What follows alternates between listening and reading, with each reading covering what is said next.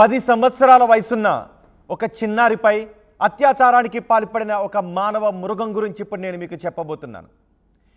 ఇది విన్న తర్వాత ఖచ్చితంగా మీరు కూడా మనిషివేనారా నువ్వు అని అనకుండా ఉండలేరు. ఈ మానవ మృగం సిద్దిపేట జిల్లాలో తిరుగుతోంది. ప్రస్తుతం ఇంటికి తాళం వేసుకుని ఎక్కడికో కుటుంబ సభ్యులతో సహా పారిపోయింది ఆ మానవ మృగం. సిద్దిపేట జిల్లా కొమరవెల్లి మండలం గురవన్నపేటలో ఇప్పుడు ఉద్రిక్త పరిస్థితులు ఉన్నాయి. ఆ ఉద్రిక్త పరిస్థితులకు కారణం 10 సంవత్సరాల బాలికపై ఒక మనిషి రూపంలో ఉన్న మృగం అత్యాచారానికి పాల్పడ్డాడు.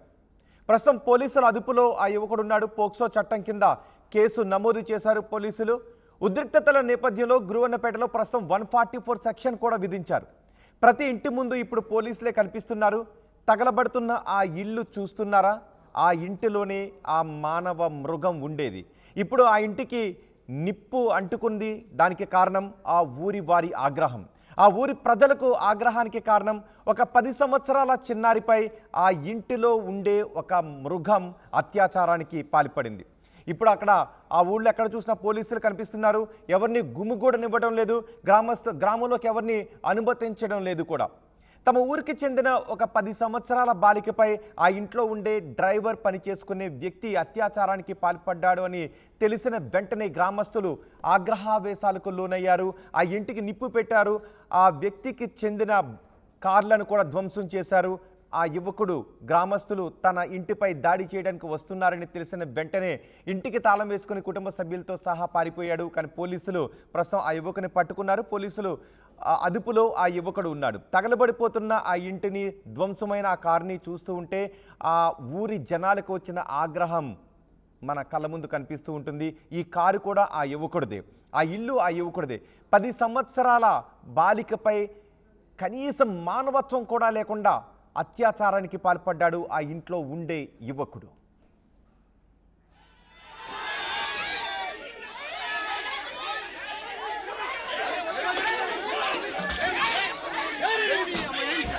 వాని పేరు మీద మా పిల్ల పేరు మీద కావాలి. మీతో అట్లా అయ్యేటట్టుంటే చెయ్యరు, లేకపోతే మాకు అప్ప ఎప్పుడు వాడిని మేము ఏం చేయనే చెప్తాం. వాడిని ఎటు పెట్టి చంపాలి. వాడు కననే వాడవద్దు, మాకు వాడు ఉండనే వద్దు, మాకు కననే వాడవద్దు. జీవితంలో ఇప్పుడు దెబ్బన బతికినా కానీ ఆ పిల్ల ఆయపాయల మీదట. ఆ పిల్ల బతికినా కానీ ఎవడన్నా చేసుకుంటాడా, ఎవడన్నా ముంగడికి దిగుతాడా? ఎవరు రారు. ఆ పిల్ల భవిష్యత్తు ఎట్లనో ఏం న్యాయం చెప్తారో చెప్పాలి. అదే గ్రామస్తులకు కలిగిన ఆగ్రహం, ఆవేశం. మరి ఈ వార్త చూస్తున్న మీకేమనిపిస్తోంది? ఇలాంటి మృగాన్ని ఎలా శిక్షించాలి అని మీరు అనుకుంటున్నారు? మీ అభిప్రాయాన్ని కమెంట్ బాక్స్లో రాయండి. మైనర్ బాలికపై అత్యాచార ఘటన ఇప్పుడు రాష్ట్ర వ్యాప్తంగా సంచలనం సృష్టించింది. నిందితుడికి ఉరిశిక్ష వేయాలి అని గ్రామస్తులు అంటున్నారు. గ్రామస్తులు డిమాండ్ చేస్తున్నారు. అంతేకాదు వాడిని మాకు అప్పగించండి అని గ్రామస్తులు డిమాండ్ చేస్తున్నారు పోలీసులు. ఒకసారి ఆ కారును చూడండి. ఆ గ్రామస్తులకు కలిగిన ఆగ్రహానికి ఆ కారును, ఆ జేసీబీని, ఆ ఇంటిని ధ్వంసం చేశారు. ఆ యువకుడు దొరికితే మేమే శిక్షిస్తామంటున్నారు. అందుకే వాళ్ళు ఆ ఇంటికి నిప్పు పెట్టారు. ఈ వార్త మిమ్మల్ని కొంచెం కలిచివేసే అవకాశం ఉంటుంది. మిమ్మల్ని కలవరపాటుకు గురి చేయాలి అనేది మా ఉద్దేశం కాదు.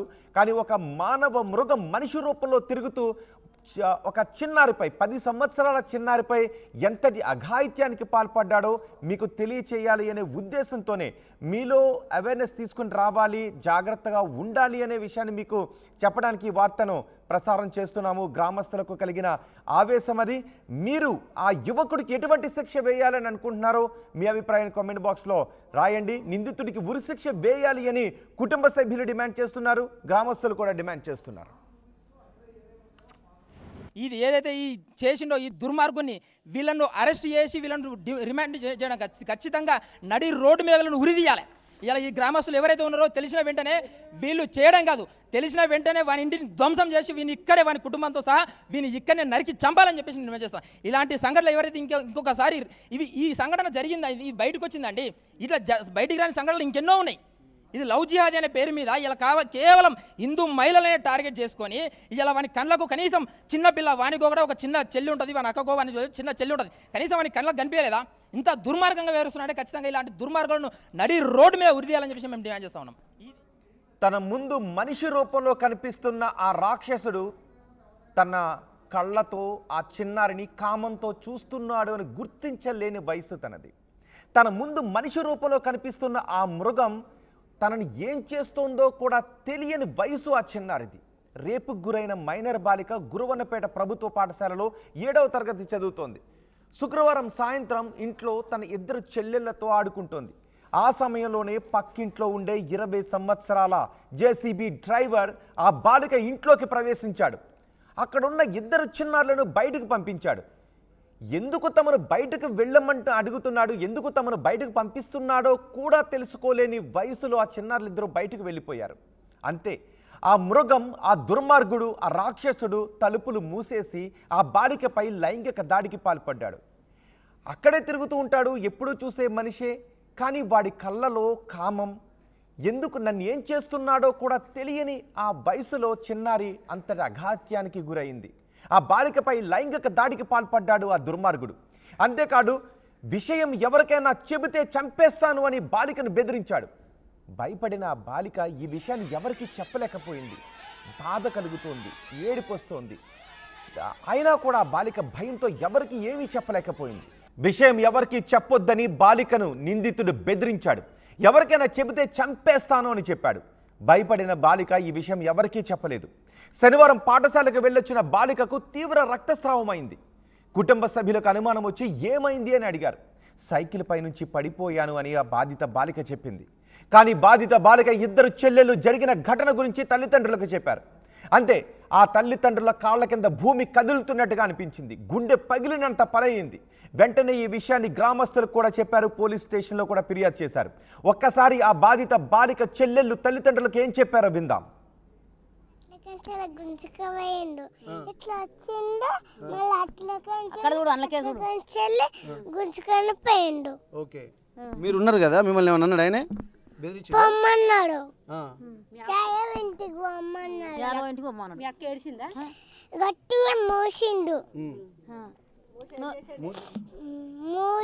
ఎటు తీసుకుపోయి అంటే మిమ్మల్ని బెదిరించిండు? ఏమైనా బెదిరించిండు, సైకిల్ కార్ తీసుకుపోయిండు. సైకిల్ కార్కి ఏమన్నాడు మరి? ఎవరున్నారు ఇంట్లో? ఎవరెవరున్నారా మా రోజు? నేను, మా అక్క, నేను ఉన్నా. ఓకే, చిన్న పిల్లలు దేవుడితో సమానం.